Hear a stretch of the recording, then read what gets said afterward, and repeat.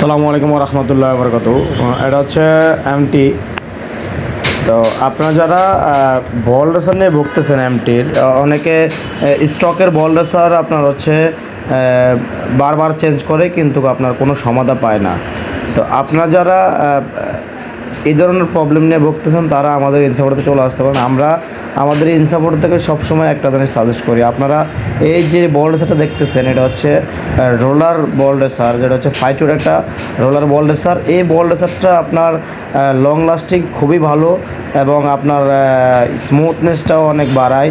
আপনার গার্ডটা যদি স্মুথ থাকে আপনার বাইকটা চালায় মজা পাবেন। আপনি যদি গার্ডটা যদি আপনার প্রবলেম করে সেক্ষেত্রে আপনি বাইক চালায় কিন্তু শান্তি পাবেন না। তো আমরা আমাদের ইনসাপোর্ট থেকে সবসময় একটা জিনিস সাজেস্ট করি, আপনারা ভালো প্রোডাক্ট লাগাবেন এবং আপনার হচ্ছে প্রাইস একটু বেশি হলেও ভালো প্রোডাক্ট লাগাবেন, আপনারা বাইকটা চালায় মজা পাবেন এবং আপনারা লং লাস্টিংও ভালো পাবেন।